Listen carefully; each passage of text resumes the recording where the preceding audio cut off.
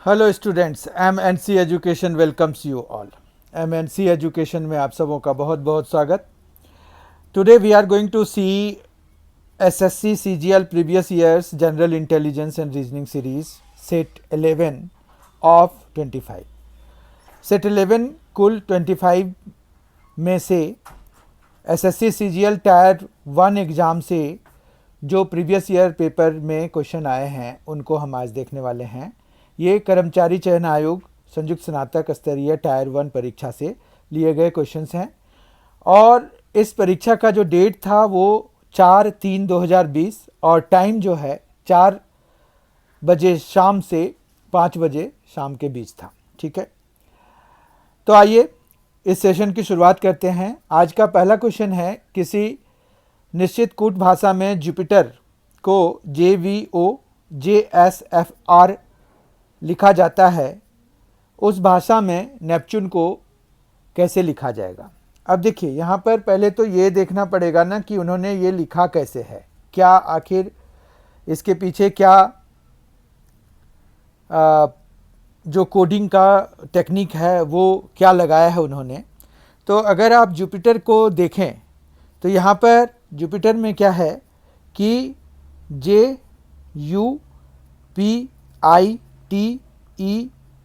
है।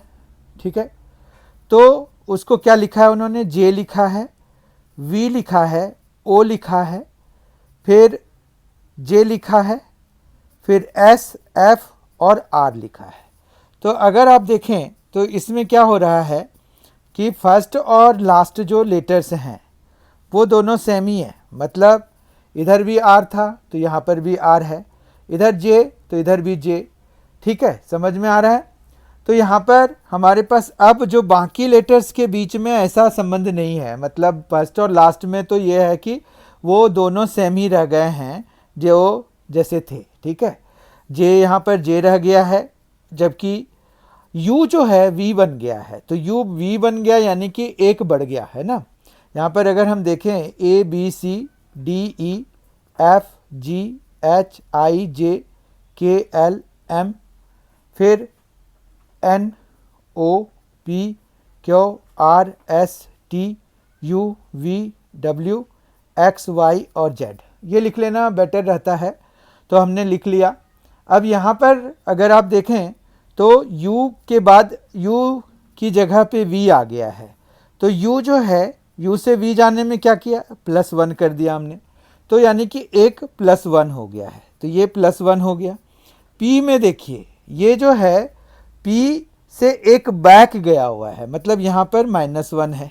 समझ रहे हैं बात को। ये सेकेंड वाले में P से O पे जाने के लिए -1 है, जबकि I से J में जाने के लिए फिर से +1 है, तो मतलब +1। जबकि T से S में जाने के लिए देखिए T से S में जाने के लिए -1 हो रहा है, तो यहाँ -1 हो गया T से S में आने के लिए। फिर E से F में जाने के लिए +1 हो गया। तो ऑल्टरनेटली क्या हो रहा है कि एक बारी +1 एक बारी -1। ठीक है, तो अगर हमें नेपच्यून को लिखना है तो NEPTUNE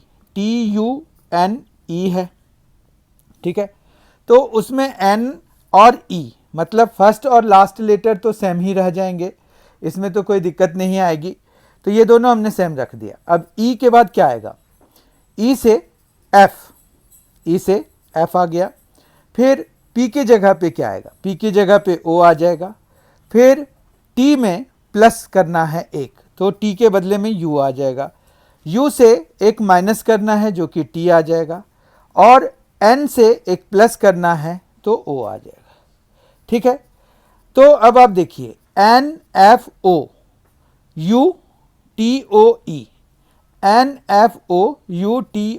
जो है वो B पार्ट में है, तो B ऑप्शन इसका करेक्ट हो गया। आई होप कि आपको इसका एक्सप्लेनेशन भी समझ में आ गया होगा।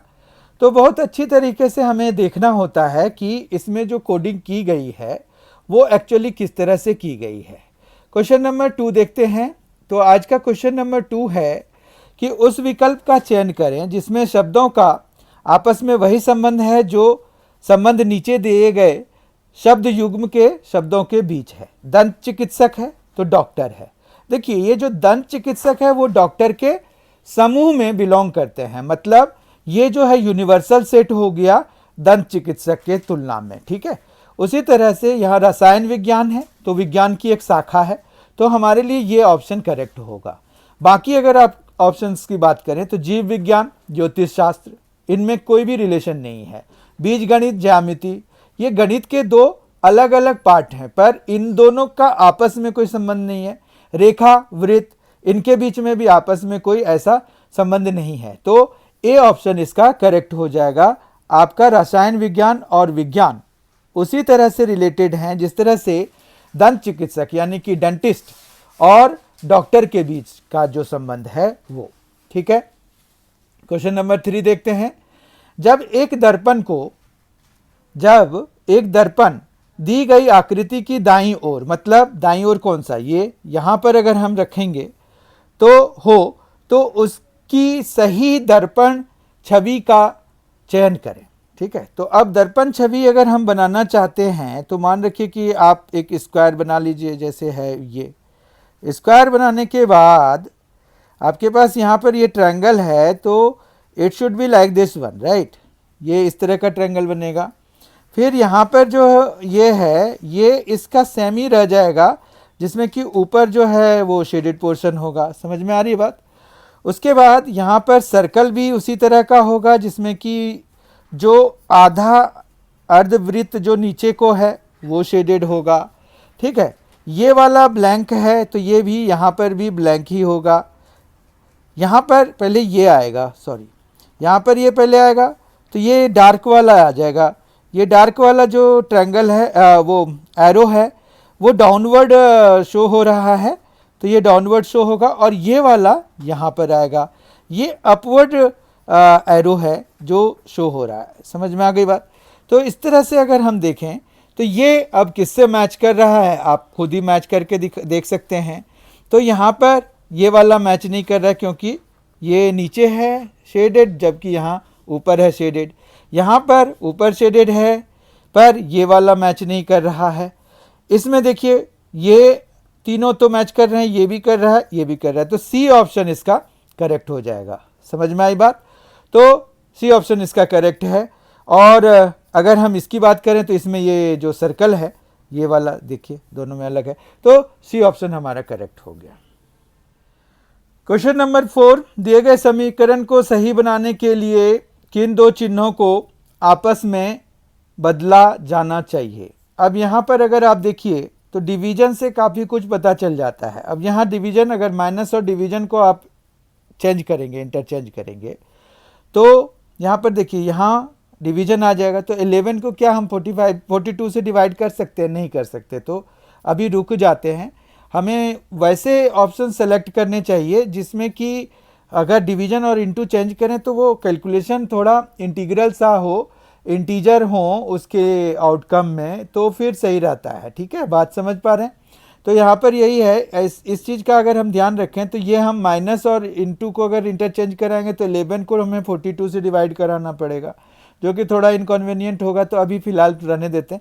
इंटू और माइनस को चेंज करके देखते हैं। तो इंटू और माइनस को अगर हम चेंज कराएंगे तो हेयर इट इज़ इंटू, यहाँ पर इंटू आ जाएगा, यहाँ माइनस आ जाएगा।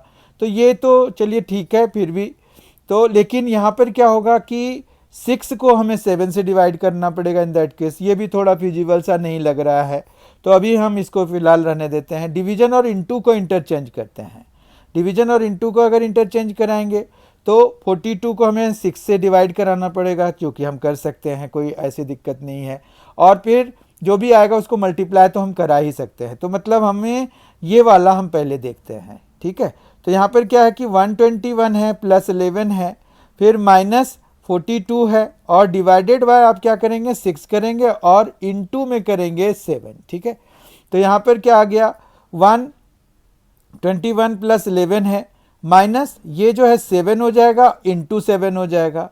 अब जो है ये हो गया 121 प्लस 132 हो जाएगा इसका आउटकम, और माइनस आपका 7 इंटू 7 49 हो जाएगा।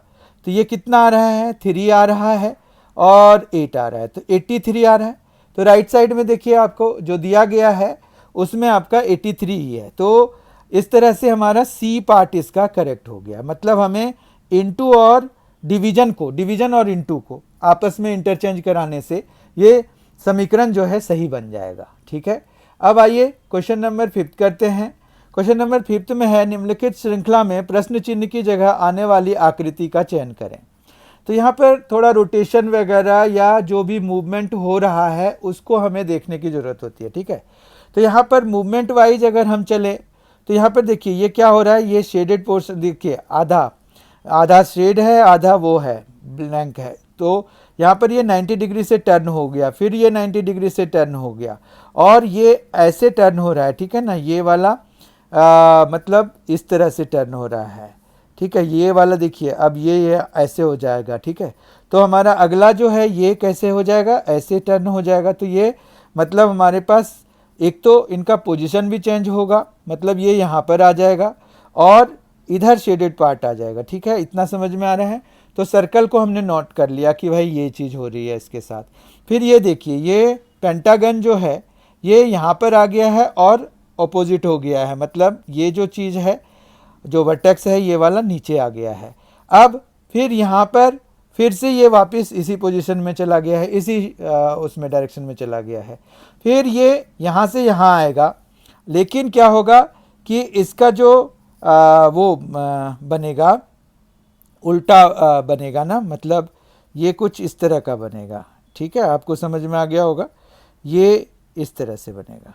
ओके, मतलब वर्टेक्स इसका यहाँ पर होगा। राइट, कोई प्रॉब्लम नहीं है और यही पोजीशन होगा इसका। ओके, फिर यहाँ पर एरो को नोट करिए, एरो में ये यहाँ है, फिर ये यहाँ पहुँच गया देखिए, और डायरेक्शन भी अपोजिट हो गया। फिर ये यहाँ पर आ गया, फिर उल्टा हो गया, फिर ये यहाँ आएगा और उल्टा हो जाएगा, मतलब यहाँ पर क्या हो जाएगा, इस तरह का होगा। तो ये आपको इमेजिन करना पड़ेगा। ठीक है, उसके बाद जो है ट्रायंगल पर देखिए, ट्रायंगल में कोई रोटेशन नहीं हो रहा है, या हो भी रहा है तो चूंकि इक्विलैटरल ट्रायंगल है तो वो हमें सेम ही दिख रहा है, तो हम उसको सेम ही लगाएंगे। अब जैसे ये यहाँ से यहाँ पहुँचा, फिर यहाँ पहुँचा, फिर यहाँ पहुँच जाएगा, तो ये यहाँ पर एक ट्रायंगल बन जाएगा आपका। ठीक है, बाकी फिर अगला भी आप देख सकते हैं कि ये रोटेट होके ऐसे बन जाएगा, क्योंकि this time it will rotate like this one. तो ये जो है यहाँ पर ऐसे बन जाएगा। तो आप देखिए अब ये वाला कहाँ पर मैच कर रहा है, इससे नहीं कर रहा है, इससे कर रहा है, नहीं कर रहा है, क्योंकि एरो का डायरेक्शन देखिए अलग अलग है। फिर यहाँ पर आ जाइए, इसमें triangle is okay, circle is also okay, this is, तो सी पार्ट ही इसका आंसर हो जाएगा। ठीक है बात, तो सी पार्ट हम इसका आंसर ले लेते हैं। तो C is correct option. Right, no problem with it. Question number 5 is done now. Question number 6 देखते हैं, उसमें है कि निम्नलिखित शब्दों को एक तार्किक और अर्थपूर्ण क्रम में व्यवस्थित करें। यहाँ पर में होना चाहिए था, क्रम में व्यवस्थित करें जनसंख्या के अनुसार। अब यहाँ पर जो आपको ध्यान रखना है कि किसका जनसंख्या, मतलब कौन से स्टेट, यहाँ स्टेट्स के नाम दिए हुए हैं, इंडिया के डिफरेंट स्टेट्स के नाम दिए हुए हैं। इनमें है पहला आंध्र प्रदेश, मध्य प्रदेश, अरुणाचल प्रदेश, उत्तर प्रदेश, हिमाचल प्रदेश। तो हमें पता है उत्तर प्रदेश जो है जनसंख्या में सबसे अव्वल है। उसके बाद जो है हमारे पास दूसरे पोजीशन पे मध्य प्रदेश है। ठीक है, तो हमारे पास दूसरे पोजीशन पे मध्य प्रदेश आ जाएगा। फिर तीसरे पोजीशन पे कौन सा है, आंध्र प्रदेश। ठीक है, तो 1 आ जाएगा, मतलब आपका 4 फिर 2 फिर 3, 4 2 1, 4 2 1 आ रहा है। ओके, तो 4 आया, फिर 2 आया, फिर 1 आया, फिर next is Himachal Pradesh. Right, Himachal Pradesh का अरुणाचल प्रदेश से ज़्यादा पॉपुलेशन है, तो 4th और ये 5th। ठीक है, तो इस तरह से अगर आप देखें तो फर्स्ट पोजीशन पे 4 आया है, सेकेंड पे 2 आया है, फिर थर्ड पे 1 आया है, ये देखिए थर्ड है, यहाँ 1 है, तो हमें यहाँ 1 लिखना है। ठीक है, 4 है तो उसमें 5th आया है, और 5th पोजीशन पे 3 आया है, तो ये 4 2 1 5 3। इनमें अगर ऑप्शन वाइज देखें तो ए ऑप्शन हमारा करेक्ट हो रहा है। ठीक है, तो ए ऑप्शन इस वाले क्वेश्चन के लिए, क्वेश्चन नंबर 6 के लिए करेक्ट है। ठीक है, क्वेश्चन नंबर 7 देखते हैं। निम्नलिखित प्रश्न में दिए गए विकल्पों में से विषम संख्या युग्म को चुनिए। विषम संख्या युग्म को चुनिए। ठीक है, संख्या युग्म चूज करना है। अब यहाँ पर हो क्या रहा है ये आपको देखना पड़ेगा। ये 17 है और ये 290 है, तो क्या होता है कि 17 स्क्वायर प्लस 1 अगर कराते हैं तो ये 290 हो जाता है, कोई प्रॉब्लम नहीं है। फिर यहाँ पर 11 है और ये 146 है, तो 11 स्क्वायर प्लस 1 जो है ये होना चाहिए 121 प्लस 1 यानी कि 122 होना चाहिए।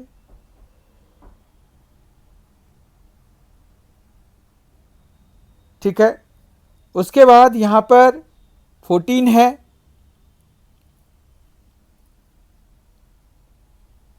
तो ये बना नहीं, एक्चुअली 11 स्क्वायर नहीं है यहाँ पर, ये है कि 11 प्लस 1 का स्क्वायर है और प्लस 2 है, ये फिर आपको 146 मिल रहा है ना। मतलब सेकेंड वाले के लिए ये हमारा आ रहा है, जबकि फर्स्ट वाले के लिए ये आ रहा है। फिर इसमें भी अगर देखें तो यहाँ पर भी वैसे ही हो रहा है कि 14 प्लस 1 का स्क्वायर कीजिए और फिर प्लस 2 कीजिए। देखिए आप 15 हो गया ना, 15 का स्क्वायर 225 प्लस 2 तो 227 आ गया। समझ में आ रहा है? तो ये डेफिनेशन क्लियर है, ये नहीं हुआ, मतलब आपका फर्स्ट सेटिस्फाई नहीं हो रहा है। खाली डी को हम वेरीफाई कर लेते हैं, डी में भी ये फॉर्मूला लगेगा कि नहीं। तो 10 प्लस 1 का स्क्वायर कराना है और 2 ऐड कराना है, तो 11 का स्क्वायर मतलब 121 प्लस 2 तो 123 हो गया। तो इस तरह से ये भी सही है। तो हमारा यानी कि ये इन सभी में क्या हो गया, इन सभी में एक फॉर्मूला ये लग गया कि n प्लस 1 का स्क्वायर प्लस 2 हो रहा है। ठीक है, ये सभी वही हो रहा है, 11 प्लस 1 का स्क्वायर प्लस 2 कर रहे हैं, पर यहाँ पर तो आप n स्क्वायर प्लस 1 कर रहे हैं। तो इसका मतलब है कि A part will be the answer, जो कि बाकी तीनों से डिफरेंट है। ठीक है, तो हमारे लिए ऑप्शन क्या हो गया, ए ऑप्शन हो गया, क्योंकि वो n plus 1 whole square plus 2 को सेटिस्फाई नहीं करते हैं।